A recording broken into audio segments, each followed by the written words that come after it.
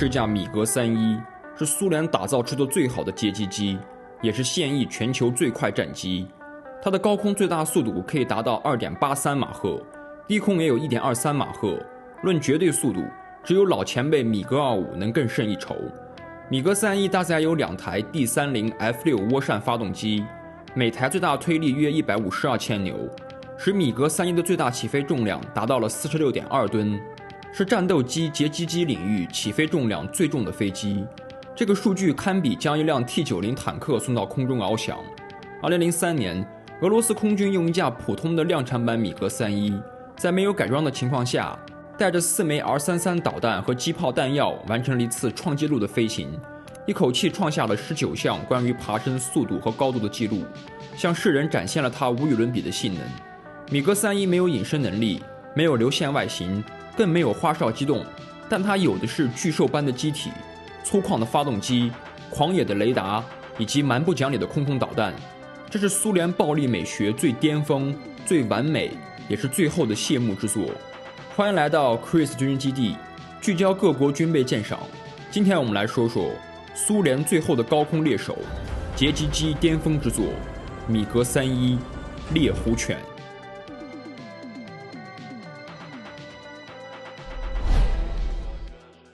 蘇聯的防空體系和很多國家不太一樣，它有一套龐大的國土防空系統，大體上可以分為2條線，一條是陸軍自己的野戰防空，主要用來保護地面部隊。另一條是獨立的國土防空軍，也就是 PVO 蘇聯防空部隊。他們裝備有大型地面雷達，有各類中遠程防空導彈，還有一支專門負責攔截任務的戰機部隊。這支部隊獨立於蘇聯空軍之外，主要部署在遠東和北部地區，用來保護遼闊的國境線。一旦有敵機來襲，地面指揮站會先判斷目標的高度、速度和航向，然後派出截擊機緊急起飛。米格25正是這套防空體系下誕生的高速截擊機，它最高速度超過3馬赫，能迅速衝上2萬米以上的高空，並依靠大功率雷達和重型導彈攔截目標。在冷戰早期，這套方式非常有效，因為那時候蘇聯面對的主要威脅是高空高速的戰略轟炸機和偵察機，比如 B-52、B-58、U-2以及 SR-71。它們目標大，航線相對明確，地面雷達發現後，截擊機只要按照指令快速爬升、加速、搶占位置，就有機會完成攔截。但隨着空戰思路的不斷變化，到了70年代，這套攔截體系就不怎麼管用了。那說回正題，到了70年代，空中威脅開始發生變化，北約逐漸意識到，在蘇聯密集的雷達和地空導彈面前，高空突防的風險越來越大。於是，他們開始大力發展低空突防機型，像是可以沿着地形低空突擊的 B-1B。以及 F-111，同一時期，巡航導彈也湧現出來。它們飛得低，雷達反射面積小，可以借助地球曲率和地形掩護，鑽進地面雷達的盲區。更麻煩的是，預警機登場了。預警機把大型雷達搬上了天空，它飛在戰場後方，不需要靠近前線，就能從高空俯視大片空域，發現低空目標，並引導己方戰鬥機機動。在此般背景下，蘇聯米格25加地面雷達的攔截方式就開始變得吃力。雪上加霜的是，1976年9月6日，蘇聯飛行員別連科駕駛着一架米格25叛逃至日本，將自己國家最先進的戰機拱手送人。日本邀請美國空軍人員對這架飛機進行了詳細的調查，在各種拆解分析後，米格25的缺點暴露無遺：機動性差、航程短、雷達缺乏下視能力等等。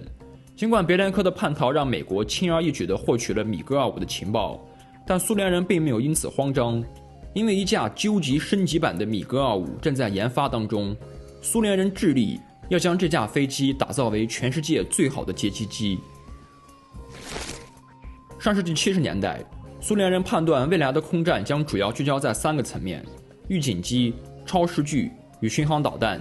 米格31便是為了同時覆蓋這3方面而打造的戰機。項目初期，米高揚設計局研究過多種機動布局，包括了三角翼、常規后掠翼以及可变后掠翼。經過權衡後，他們最終還是選擇在米格25的基礎上打造新飛機。但這次，研究人員不再死磕絕對速度和高度，而是專注於提升航電和武器設備。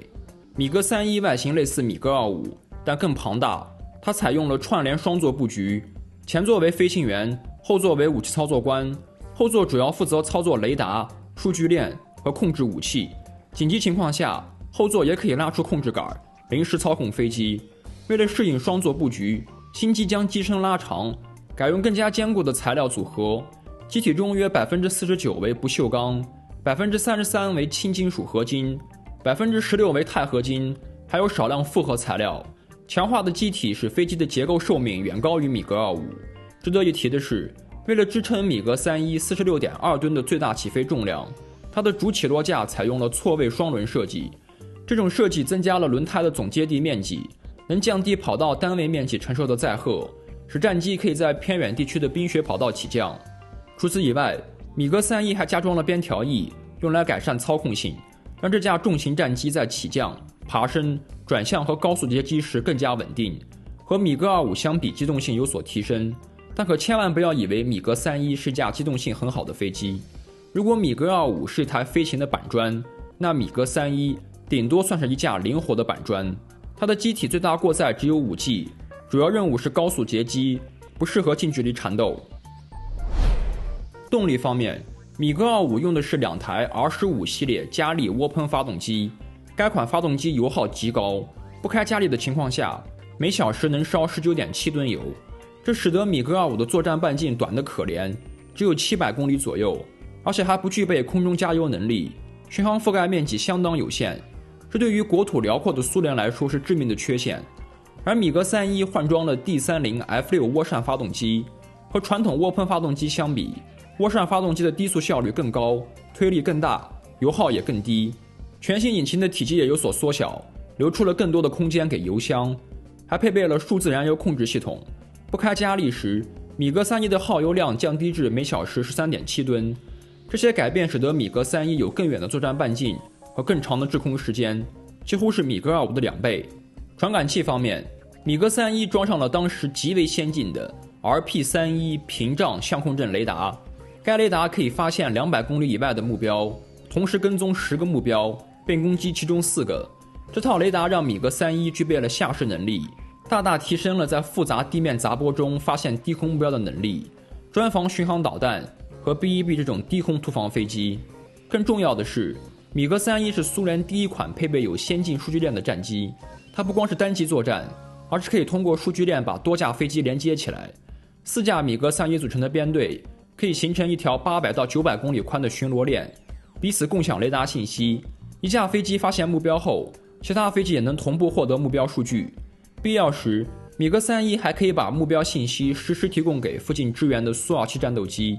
以便他們側翼包抄或者正面迎戰。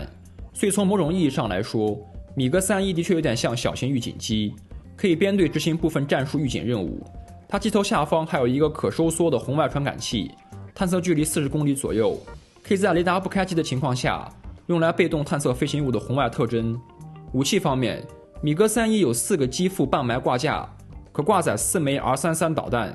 R33是專為米格31研制的導彈，它重達490公斤，採用高爆破片殺傷方式，專為擊落高價值目標而設計。升級型號可掛載更先進的 R37M 導彈，射程提升至300到400公里，採用主動雷達制導，可發射後不管。除此以外，米格31還有一門23毫米6管機炮和多個機翼掛點，可掛載中短程導彈、反輻射導彈、反艦導彈乃至智能炸彈。1975年9月16日，米格31的原型機進行了試飛測試，試飛員是蘇聯著名的飛行員亞歷山大·費多托夫，他是米高揚射擊局的首席試飛員，是一位標準的蘇聯英雄。除了米格31，他還是米格23、米格25以及米格29的首飛飛行員。他創下過眾多世界紀錄，最著名的便是駕駛米格25，創下了37650米的絕對飛行高度紀錄，